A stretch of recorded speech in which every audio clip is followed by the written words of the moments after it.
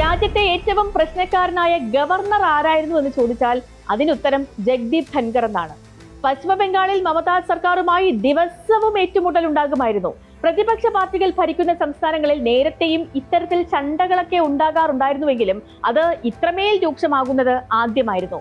Supreme കോടതി വരെ ഇടപെട്ട് ഗവർണറെ തിരുത്തിയ സന്ദർഭങ്ങൾ പോലും ബംഗാളിലുണ്ടായി. അപ്പോഴും നിലപാടുകളിൽ ഒട്ടും അയവില്ലാതെ ഏറ്റുമുട്ടലിന്റെ പാതയിൽ തന്നെയായിരുന്നു ജഗ്ദീപ് ധൻഖർ.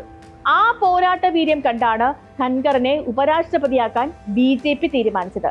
പ്രതിപക്ഷത്തിന് എപ്പോഴും മേൽക്കൈയുള്ള രാജ്യസഭയിൽ അവരെ കൈകാര്യം ചെയ്യാൻ കണ്ടെത്തിയ ഉപകരണമായിരുന്നു ധൻഖർ. ഹാമിദ് അൻസാരിയും വെങ്കയ്യ നായിഡുവുമൊക്കെ പ്രതിപക്ഷത്തിന് ബഹുമാനം നൽകുന്നു എന്ന് BJPയിൽ തന്നെ ഉണ്ടായ മുറുമുറുപ്പാണ് ധൻഖറിലെ തിരഞ്ഞെടുപ്പിലേക്ക് എത്തിച്ചത്.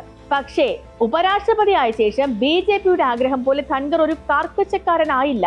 BJP ആഗ്രഹിക്കാത്ത പല ചർച്ചകളും രാജ്യസഭയിൽ നടന്നു. പ്രതിപക്ഷ MPമാർക്ക് സർക്കാരിനെ കുടഞ്ഞെറിയാൻ സമയം നൽകി.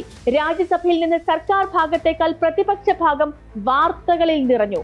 ഇത്തരം ചെറിയ ചെറിയ അതൃപ്തികൾക്കിടയിലാണ് വലിയ പ്രശ്നമുണ്ടായി വന്നത്. ജസ്റ്റിസ് വർമ്മയെ നീക്കാനുള്ള പ്രതിപക്ഷ നടപടി നീക്കം ധൻഖർ അംഗീകരിച്ചു.